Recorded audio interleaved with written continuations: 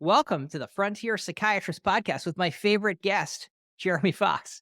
I'm Owen Scott Muir, and today we're going to be talking about a paper published in Nature Medicine on the role of magnesium-ibogaine in post-traumatic stress disorder for individuals who have traumatic brain injury.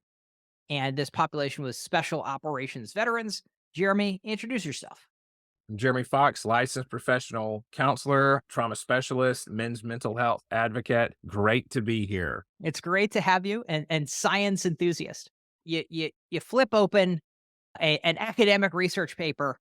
Walk us through your thought process when you read this paper.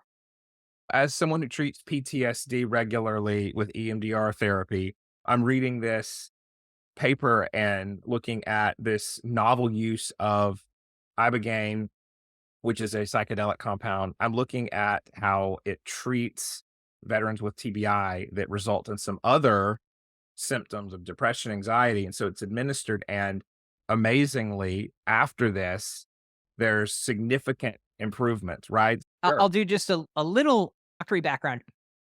Ibogaine is the bark of a tree, essentially, and when administered on its own, it has a rate of death of 1 in 300.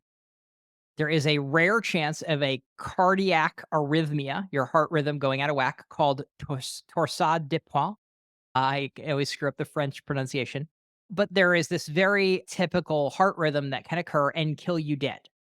And it's great that the drug works really well for your psychological problems, but if you're dead at the end of it 1 out of 300 times, that's a problem. It Yeah. turns out that magnesium, when co-administered, stabilizes the heart, and so vastly reduces the risk of that fatal arrhythmia. So it may be a way to take this compound and change the risk profile vastly towards safety. And so that's my little medical background. Drug with heart side effect plus drug that stabilizes heart side effect equals safer combination drug. And that's what they studied in this population. What do we Yeah. know about trauma and traumatic brain injury from your perspective as a Oh, therapist? we know that they can be extremely difficult to treat, right? When there's a neurological foundation there. You have single episode PTSD, right? You have someone who gets in a terrible car accident. They have flashbacks to the moment of impact. Use EMDR therapy, target the flashback, have the person work through it in the office. Great, wonderful. So that's one patient profile. Now, when we look at something that's TBI, traumatic brain injury induced, there may be some complicating factors and it may be more difficult. There may be more chronic symptoms of something. And so you've got the depressive affect, you've got executive functioning difficulties. And in this paper, it was demonstrated that essentially this ibogaine magnesium cocktail helped patients to improve their executive functioning, their capacity for thinking. And Wait, that's, their thinking got better. What? I know it's unheard of, like Single dose treatment. single They, street. and they're in the dissociative experience of a psychedelic treatment for X number of hours. It's about 24 hours, and there can be some ataxia, stumbling, etc. So they're unsteady and had this weird experience. Most of their eyes are closed during this. So this isn't psychedelic therapy like you're chit-chatting during the process, like you are deep in it and you need to be helped to go to the bathroom and not fall over. So Right. it's a lift when it comes to making sure that the mostly guys in this, because these were male special operations veterans with traumatic brain injury. Yes. But their job involves lots of trauma, both physically and psychologically, because they have bombs go off next to them regularly. And so it's not just usually one brain hit, it's a bunch. They jump out of airplanes, something goes off next to the Humvee, they see Yeah. people die for a living. Being that kind of soldier is high impact, both psychologically and physically. And the brain, so the audience can know, is basically this consistency of soft brie cheese. So it's sitting in your head, which is a bony skull. And if you even get dropped out of an airplane, and that acceleration and deceleration, even if you're wearing a helmet, Mm. inside your skull can be a brain injury. And so you Right. don't even need to get hit hard in a way that would matter with your helmet or whatever. Just moving front and back can be enough to cause a traumatic brain injury repeatedly. So this group of people that they have in the study, they all have a TBI by definition. and they Right. all have post-traumatic stress disorder. And they get one dose of a treatment, and what happens? Significant reduction in depression and improvement in executive functioning. How big of a difference are we talking? We're talking it's extremely significant. I had to make sure that Yeah. I read right. I So mean, did Dr. Williams, who's the senior author. So oh, everybody at time point 2 is in remission from their anxiety and right. is in remission from their depression. Now, the WHO disability scales, how able you are to get through the day, that improvement continues past that time point 1, and at, a couple months follow-up, or 1 month follow-up, I think they reported, Did. that's getting better too. And so it's not just a a significant difference, it's for most people, complete remission of symptoms. It's life changing. It's And they life-changing. that's a term we don't hear a lot. That and improvement in thought, executive function improvement are some holy grails in this field. Yeah. This is a life-changing treatment, at least from this paper, right? Now, some caveats. They didn't blind it. Mm. There's no control group. Right. Now, that's both a problem and also means you have to know something about the population. So what's the rate of spontaneous improvement in cognitive functioning from placebo in people with traumatic brain injury?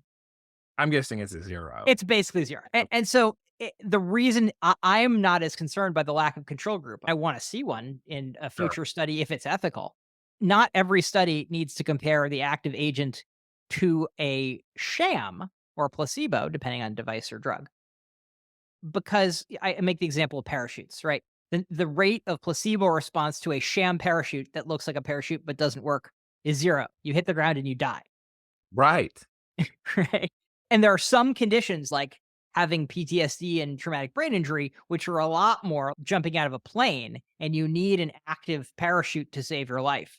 And a lot less, thank you for giving me this sugar pill. I feel better in 40% of the cases, like we see in depression studies. Right.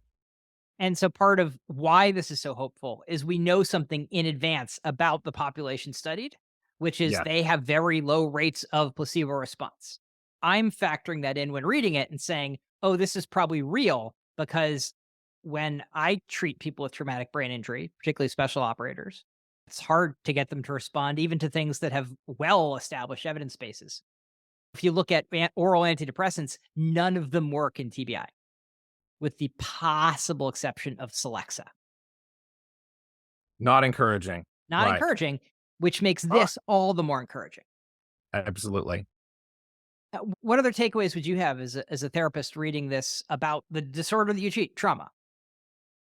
A real takeaway would be that we have a significant opportunity here, but also being able to administer this effectively, it's going to take time to go through the proper channels and receive approval, right? I'm hoping this paper makes a massive impact in that and helps people to study it more and get it out there as something to potentially use with the magnesium, that magnesium-Ibogaine. It's very hope inducing for me. I know different, and I don't have to talk about this with you, but for the audience, neurofeedback. I've seen neurofeedback, so brainwave biofeedback basically, be useful with people who have TBI. I don't have statistics right in front of me. I think that it's very helpful to get a neurological based modality in there. It's helpful and validating to the population to know that there are things that work and that their brains can be improved and that the tools, the medicines we had up till now just aren't cutting it. The big takeaway I have is the continued improvement after 1 month. The improvement got bigger. It got better. It was like the Cohen's D increased and the functioning did. So whatever happened with this one dose continued to gain traction. And like when you think of taking antidepressants, you think keep up your doses. It takes however long, many weeks to reach that steady state in the body. But with this was one dose and it continued to accelerate, which is not what you see often in Medicaid, to put it mildly. Yeah, it's a remarkable outcome. Right. And we'll need to replicate it. because that's Oh, yeah. science, right? These remarkable outcomes require remarkable skepticism. Yes. That's a huge takeaway for me. Oh, this is magnificent treatment. Oh, it's something that can kill someone with a heart attack as well. Dang. I think of it a little bit like, in the ICU setting, we recognize that people are dying Yes. and we need to save their life. And sometimes that has risks and not everyone makes it. Right. And we don't have a similar frame for psychological problems that can kill you. They If you can. have severe trauma, it can be so impairing that you die by suicide. Right. And it can be life threatening. And maybe we need an ICU for individuals who have traumatic brain injury that presents with suicidality and not just presents with some obvious thing that you can see just by looking at somebody. Right.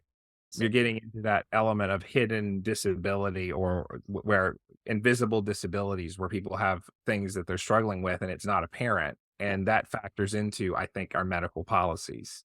And we get it with walking that like the Sure. leg doesn't need to look broken to have a problem with walking.